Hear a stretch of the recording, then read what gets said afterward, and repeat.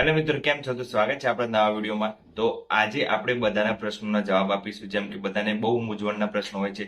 જેમ કે એક્ઝામમાં જે વાંચીએ છીએ એ આવતું નથી, એક્ઝામમાં વાંચેલું યાદ નથી રહેતું. હું વાંચું છું દરરોજ પણ મને યાદ નથી રહેતું. બરાબર, કયા પુસ્તકો વાંચવા જોઈએ, પછી નોટ્સ કેવી રીતે બનાવવી જોઈએ, બધું આજના વિડીયોમાં આપણે ચર્ચા કરીશું. વિડીયો સ્કીપ કર્યા વગર આખો વિડીયો જોજો. તો આ ફિલ્ડમાં હું 2-3 વર્ષથી જોડાયેલો છું. જો કે 3 જેવા વર્ષ થઈ ગયા અને આઈડિયા છે બધું કે કેવી રીતે શું કરવું. શરૂઆતના વર્ષોમાં હું શું ભૂલ કરતો હતો એ તમે જો તૈયારી કરો છો તો તમે એ ભૂલ ના કરો અને સરળતાથી એક્ઝામ ક્રેક કરી શકાય એવા થોડા ધ્યાન રાખવા જેવી બાબતો છે. તો આ વિડીયોમાં તમને ખૂબ યુઝફુલ થશે, તો વિડીયો લાસ્ટ સુધી બનાવી રહેજો અને ચલો વિડીયો શરૂ કરીએ. તો જનરલી આપણે આ 3 પ્રશ્નો હોય છે. વાંચેલું યાદ નથી રહેતું, વાંચેલું પરીક્ષામાં આવતું નથી અને પરીક્ષામાં પ્રશ્નો આવડતા નથી. બરાબર, અને નોટ્સ કેવી રીતે બનાવી આજના વિડીયોમાં આપણે બધું આમાં ચર્ચા જ કરી દઈશું, એટલે તમને બધો આઈડિયા આવી જાય. પહેલા આપણો પ્રશ્ન છે, વાંચેલું યાદ કેમ નથી રહેતું? આ મોસ્ટ રીઝન હોય છે બધાનું કે વાંચેલું યાદ નથી રહેતું, આ કરું છું તો કરું છું. તો શું કરવું જોઈએ? તો બધા મોસ્ટ ઓફલી અત્યારે ડિજિટલનો જમાનો છે એટલે વિડીયો જોતા હોય છે. શું કરતા હોય છે? વિડીયો જોતા હોય છે. તો વિડીયો જોવાનું ખાસ કરીને બંધ કરો. બરાબર, વિડીયો જોવાના કારણે તમે યાદ ના રહે, કેમ કે જેટલું તમે બુકથી વાંચો એટલું બેસ્ટ છે. પછી બીજું કે પીડીએફ. હવે ઘણા ખરા મેં જોયા, બધા મને કહેતા હતા કે મારી જોડે પીડીએફ છે, હું પીડીએફ જ વાંચું છું, બુક નથી. તો પીડીએફ છે બિલકુલ બંધ કરી દો. પીડીએફ વાંચવાની જરૂર નથી. પીડીએફના કારણે કોઈ દિવસ પાસ ના થવાય અને યાદ પણ ના રહે. તો તમારી જોડે શું હોવું જોઈએ? પીડીએફ ના હોય તો તમારી પોતાની નોટ્સ બનાવેલી હોવી જોઈએ. શું કે હોવું જોઈએ? નોટ્સ હોવી જોઈએ તમારી. જો નોટ્સ હશે તમે તો આરામથી તમે રિવિઝન કરી શકશો, સારી રીતે તમે વાંચી શકશો. અને નોટ્સનો ઉપયોગ શું? એક્ઝામ જ્યારે આવશે તમારી એક્ઝામ, એના આગલા 2-3 દિવસમાં ફાસ્ટ રિવિઝન માટે કામ લાગશે. ફાસ્ટ રિવિઝન માટે એક્ઝામના 2-3 દિવસ પહેલા આ નોટ્સ છે તમારી ખૂબ યુઝફુલ થશે. અને વાંચેલું યાદ નથી રહેતું એનું રીઝન શું છે ખબર છે તમને? તમે આ વિડીયો જોવો છો, પીડીએફ વાંચો છો, એનાથી ના યાદ રહે. બુક વાંચો. બુકથી તમને બહુ સારું યુઝફુલ થશે. અગાઉ પણ આપણે વિડીયોમાં વાત કરી હતી કેવી રીતે તૈયારી કરવી જોઈએ, શું ના કરવું જોઈએ, એ બધું. તો આજના વિડીયોમાં આપણે એ જ વાત કરીશું કે આપણે પીડીએફ પણ બંધ કરવાની છે, વિડીયો જોવાના પણ બંધ કરવાના છે. વિડીયો જોઈ લેવાના, વિડીયોની સાથે સાથે નોટ્સ બનાવી દેવાની. બરાબર, અને પછી વિડીયો જોવાના બંધ કરી દેવાના. નોટ્સથી જ વાંચવાનું. નોટ્સ જેટલું વાંચશો એટલું તમને વધારે યાદ રહેશે. અને પછી યાદ કેમ નથી રહેતું? તો યાદ રાખવા માટે તમારે શું કરવાનું? લખવાનું. કોઈ પણ ટોપિક તમે લખશો તો તમને ઓટોમેટિક યાદ રહેશે. જ્યારે મેં તૈયારી કરી ત્યારે મને બંધારણ જરાય પણ ગમતું નહોતું અને યાદ નહોતું રહેતું. પછી મેં બંધારણને લખવાનું ચાલુ કર્યું. તો હું દરરોજ લખતો હતો. કોઈ એક ટોપિક લઉં, જેમ કે રાષ્ટ્રપતિ લઉં, તો રાષ્ટ્રપતિમાં જેટલું પણ આવતા હોય અનુચ્છેદ લખું એનો. બરાબર, રાષ્ટ્રપતિની ઉંમર, પછી રાષ્ટ્રપતિનો પગાર, રાષ્ટ્રપતિની સત્તા, બધું જેટલું આવતું એ બધું લખવાનું ચાલુ કરવાનું. એ બધું ધીરે ધીરે તમે કરશો પછી તમને યાદ રહી જશે. પછી શું કરવાનું તમારે? આ થઈ જાય પછી મેન વસ્તુ છે નોટ્સ. નોટ્સ જો તમારે એકવાર બની ગઈ એને મૂકી નહીં રાખવાનું. નોટ્સનું વારંવાર 10 વાર રિવિઝન કરી દેવાનું. બરાબર, નોટ્સનું 10 વાર રિવિઝન થશે તો તમારે ઓટોમેટિક યાદ રહી જશે. અને નોટ્સ બહુ યુઝફુલ છે. જો તમે એ બધા એમ કહેતા હોય કે સમય ઓછો છે, તો સમય ઓછો નથી, તમે લેટ તૈયારી કરી છે. સમય તો હતો જ, પણ લેટ તૈયારી કરવાના કારણે તમે નોટ્સ ના બની શક્યા. કોઈની નોટ્સ, બીજાની નોટ્સ પણ યુઝ ના કરો. બરાબર, ઘણા અત્યારે માર્કેટમાં નોટ્સ વેચતા હોય છે કે મારી નોટ્સ લઈ લો એમ. પણ નોટ્સ કોઈની લેવાની જરૂર નથી, કેમ કે નોટ્સ કોઈને બીજાએ શું લખ્યું છે તમને કોઈ આઈડિયા ના આવે. એટલે નોટ્સ પોતાની જ હોવું જોઈએ. નોટ્સ પોતાની હોય તો જ તમે વાંચી શકો. બાકી એને શું લખ્યું છે આપણને આઈડિયા ના. બુલેટ્સ પોઈન્ટ લખ્યા હોય, હવે ખાલી એટલું લખ્યું હોય કે સિંધુ, ગંગા, અને નીચે કંઈક પ્લેસ લખી લીધા હોય કે પ્રયાગરાજ, પછી અહીંયા લોથલ, એવું બધું કોઈ નામ લખી દીધા હોય શોર્ટકટ, તો એને ખબર હોય કે આ લોથલ શેના માટે લખેલું છે, કરંટ રિલેટેડ છે, અને ગંગા છે એ અહીંયા પ્રયાગરાજથી પ્રવેશ થાય છે, એ બધું એને રીતે લખેલું હોય. આપણને આઈડિયા ના આવે. એટલે નોટ્સ છે એ પોતાની બનાવો. હવે સમય નથી તો તમે જે બુકમાં અંડરલાઈન કરો છો, લીટી કરો છો, એ તમારી નોટ્સ. બરાબર, જેટલું લીટી કરો છો એટલું વાંચવાનું તમારે, એ તમારી નોટ્સ. બરાબર, અને પછી તમને યાદ રહી જશે. અને બને ત્યાં સુધી લખીને યાદ રાખો. બરાબર, લખવું ખાસ જરૂરી છે. એટલે તમારો આ પ્રશ્નનો જવાબ છે વાંચલું યાદ કેમ નથી, તો તમે લખવા પર ધ્યાન આપશો તો તમને ઓટોમેટિક યાદ રહી જશે. જેટલું રિવિઝન કરશો એટલું તમને યાદ રહી જશે. પછી વાંચેલું પરીક્ષામાં આવડતું નથી. આ બધાને મોસ્ટ ક્વેશ્ચન હોય છે કે આપણે જે તૈયારી કરીએ છીએ એ તૈયારી તો પરફેક્ટ હોય છે કે નહીં, તો આપણે એક્ઝામમાં પ્રશ્નો કેમ નથી આવડતા? તો એનું મેઇન રીઝન છે કે પહેલા તમે સિલેબસ જોયો નથી લાગે છે. સિલેબસ જોવાનું, મેન સિલેબસ છે, અને એના ટોપિક જોવાના. હવે કદાચ તમે ટોપિક વારંવાર હું તમને કહેતા હોઉં છું, બધા પ્રશ્નોના જવાબ આપણે આજના વિડીયોમાં કવર કરી લઈશું. ટોપિક કેમ કહું છું, એક મિત્ર હતો એમ કહેતો હતો કે વિજ્ઞાન કોન્સ્ટેબલમાં વિજ્ઞાન છે, બરાબર. એ વિજ્ઞાનના ટોપિક મને આપો. હવે ટોપિક તો સિલેબસમાં આપેલા જ છે વિજ્ઞાનના, તો મારે ક્યાંથી આપવાના? એટલે તમે મેન વસ્તુ શું છે, તમે સિલેબસ નથી જોયો મારા ખ્યાલથી. તો તમે પહેલા એકવાર સિલેબસ જો, પછી એના ટોપિક આપ્યા છે. મારા ખ્યાલથી કોન્સ્ટેબલમાં બંધારણના ટોપિક આપ્યા છે, પછી બરાબર બંધારણના ટોપિક છે, વિજ્ઞાનના ટોપિક છે, બરાબર. જેના ટોપિક આપ્યા છે એ ખાસ કરી દેવાના. પછી ઇતિહાસ, ભૂગોળ અને વારસો, આ આપણને ખબર છે કેટલું કરવાનું છે કે એટલું નહીં. જીકે કેટલું કરવાનું છે આપણને ખબર નથી, પણ આપણને જેટલા ટોપિક આપ્યા છે એ આપણે કવર કરવાવાળા સબ્જેક્ટ કયા છે?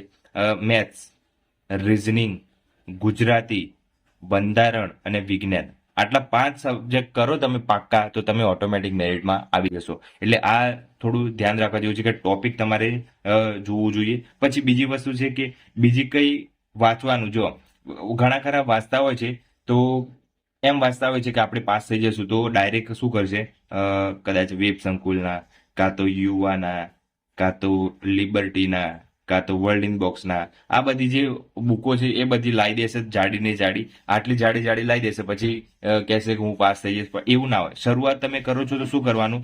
જીસીઆરટી, બરાબર. જીસીઆરટી વાંચવાની. આ વંચાઈ જાય 6 થી 10 ની, બરાબર. આ 6 થી 10 ની વંચાઈ જાય પછી શું વાંચવાનું? એનસીઆરટી વાંચો, બરાબર. એનસીઆરટી બેસ્ટ છે. તો એનસીઆરટી વંચાઈ જાય પછી તમારે ઓથેન્ટિક બુક પકડવાની છે, બરાબર. ઓથેન્ટિક બુકમાં આપણે પાઠ્યપુસ્તક છે એ ખાસ વાંચવાના છે, બરાબર. પાઠ્યપુસ્તક વધારે પૂછાય છે. હવે તમે એમ કહેશો કે પૂછાય ક્યાંથી, તો અહીંથી બધા સીધા પ્રશ્નો અહીંયા જશે. વાંચેલું પરીક્ષામાં કેમ નથી આવતું? તો આ પાઠ્યપુસ્તક છે ત્યાંથી ઓટોમેટિક બધા પ્રશ્નો છે એ આમાંથી જ આવતા હોય છે. એનસીઆરટી, જીસીઆરટી પાઠ્યપુસ્તક. ગઈ કોન્સ્ટેબલમાં જીસીઆરટી હતી, એક જેને કરી હતી જીસીઆરટી એના બધા પ્રશ્નો આવડતા હશે, જેને એ વિધાનવાળા હોય કે ગમે તે હોય. પછી શું કરવાનું છે?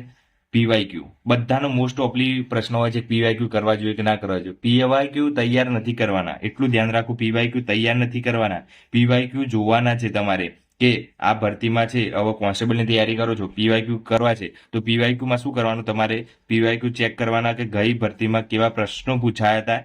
જેમ કે આપણે બંધારણની તૈયારી કરીએ છીએ, તો બંધારણમાં કેવા પ્રશ્નો પૂછાયા હતા. જેમ કે આમુખ છે, આમુખના કેવા પ્રશ્નો હતા, રાષ્ટ્રપતિના કેવા પ્રશ્નો હતા, ઉપરાષ્ટ્રપતિના કેવા પ્રશ્નો હતા, બંધારણના ઇતિહાસના કેવા પ્રશ્નો હતા. એ એટલા માટે પીવાયક્યુ હોય છે. પીવાયક્યુ તૈયાર કરવાના નથી હોતા. પછી તમારે જોવાનું પીવાયક્યુ તૈયાર જે જૂના પ્રશ્નો છે, જૂના પ્રશ્નો આવે છે, બરાબર. જૂના પ્રશ્નો, એ પ્રશ્નો રિલેટેડ છે કે નહીં આ એક્ઝામમાં, બરાબર. તો જૂના પ્રશ્નો ખાસ જોવાના કે હા આ ટોપિકમાં આવા પ્રશ્નો પૂછાય છે, મેં તૈયારી કરી દીધી છે, હવે આપણે જૂના પ્રશ્નો જોઈએ કે કેવા પ્રશ્નો.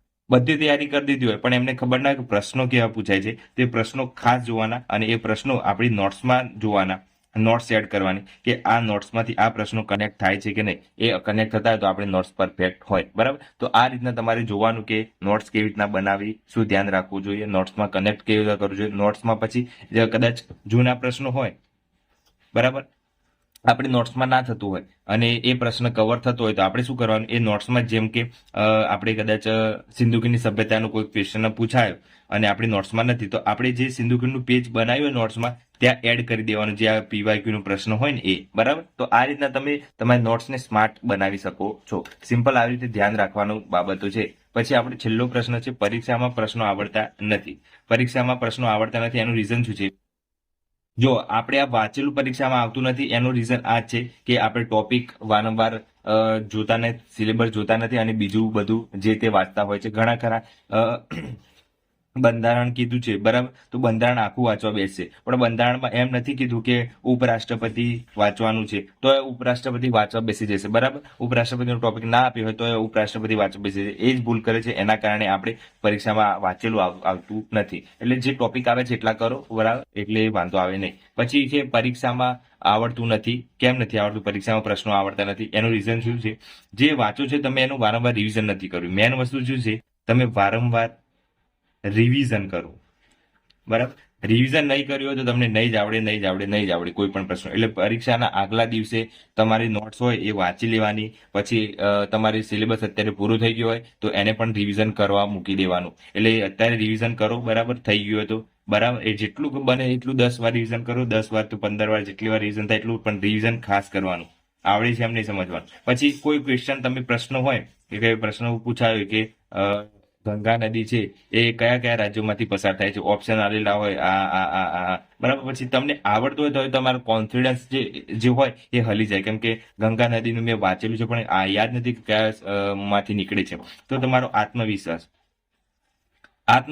છે એ વધારો. તમારે ગમે તેટલો છે એ તમે તમારું કોન્ફિડન્સ લેવલ જો ઓછો હશે તો તમે ઓટોમેટિક એ પ્રશ્નને તમે ભૂલી જશો. તો તમારે શું એટલું કોન્ફિડન્સથી પરીક્ષા આપવાની છે કે મને આવડે છે, બરાબર. એટલું ધ્યાન રાખવાનું, બાકી કશું કરવાનું નહીં. એમસીક્યુ છે, એમસીક્યુની પ્રેક્ટિસ કરવાની, બરાબર. આ ખાસ જરૂર છે. બધા ઘણા ખરા એક્ઝામ ડાયરેક્ટ આપવા જતા હોય છે પ્રેક્ટિસ કર્યા વગર. તો એમસીક્યુ ટેસ્ટની એ પ્રેક્ટિસ કરવાની, જે ઘણી માર્કેટમાં બુકો મળી રહે છે, વેબ સંકુલની છે, યુવાની છે, કોઈ બીની લાવી શકો છો. પણ બને ત્યાં સુધી એમસીક્યુની પ્રેક્ટિસ કરો, જેમાં વિધાનવાળા હોય એ બધા, બરાબર. ખાસ જરૂરી છે એમસીક્યુની પ્રેક્ટિસ. પછી બીજું છે કે મોક ટેસ્ટ આપવા જોઈએ, બરાબર. મોક ટેસ્ટ એટલા માટે આપવા જોઈએ કે આપણે એક્ઝામનો માહોલ ખબર પડે. એક્ઝામનો માહોલ કેવો આવે છે, કેટલા વિદ્યાર્થીઓ એક્ઝામ આપવા આવે છે, આપણને બીક લાગે છે કે નહીં એક્ઝામ આપતા. તો એ બધું ખાસ જરૂરી છે મોક ટેસ્ટની. એટલે આપણને મોક ટેસ્ટ આપવા ખાસ જરૂરી છે. એટલે તમે જો નજીકના વિદ્યાર્થીઓ ગાંધીનગર, અમદાવાદ, તો તમે મોક ટેસ્ટ આપી શકો છો. કોઈ બી ફેકલ્ટી, કોઈ બી જગ્યાએ જઈ અને ઓનલાઈન પણ તમે કરી શકો છો તમારી રીતે જાતે ટેસ્ટ લઈને. એવું જરૂર નથી કે મોક ટેસ્ટ આપવા જોઈએ જ. આપણે જાતે 3 કલાક લઈ લેવાના, 3 કલાક બેસી જવાનું અને આપણે પેપર સેટ લાવી દેવાના કોઈ બીના, અને પેપર સેટ લઈ અને 3 કલાક કમ્પ્લીટ ઘડિયાળ સાઈડમાં ચાલુ રાખી અને પ્રેક્ટિસ કરવાની.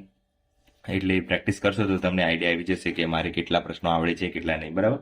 તો એવી રીતના યાદ રાખવાનું કે આપણે પેપર એક્ઝામ જ આપીએ છીએ એવી રીતના. પછી જાતે પ્રેક્ટિસ કરો, જેટલું બને એટલું જાતે તમે પ્રેક્ટિસ કરશો, બરાબર. પ્રેક્ટિસ એટલું બેસ્ટ રહેશે. જેમ કે તમારે જાતે પ્રશ્નો બનાવવાના. પ્રશ્નો કેવી રીતના બનાવવાના? વિધાનવાળા બનાવવાના. જાતે પ્રશ્નો બનાવવાના. જેમ કે એક પ્રશ્ન બનાવવાનો આવી રીતે, પછી એને ABCD એ રીતના, પછી તમને આઈડિયા આવે કે હા મેં આ લખીને તૈયાર કર્યું હતું તો મારા પ્રશ્નો છે એ આવડી જશે. તો બને ત્યાં સુધી તમારે જાતે છે એ પ્રશ્નોની પ્રેક્ટિસ કરવાની. પછી કોઈ એમસીક્યુ વાળી બુક લાવી દેવાની અને એમાં પેપર બધા સોલ્વ કરવાના. અને એ પેપર સોલ્વ કરશો તમને તો ઓટોમેટિક આઈડિયા આવી જશે. 200 માર્ક્સનું પેપર હોય અને 3 કલાક હોય, એ રીતના આપણે ઘડિયાળ સાઈડમાં રાખી અને બેસી જવાનું. ખાલી પેન અને કશું જ નહીં, સાઈડમાં રૂમમાં જઈને બેસી જવાનું. આટલું કરશો તો તમારે વાંધો આવશે નહીં. એટલે દરરોજનું દરરોજ કરવાનું.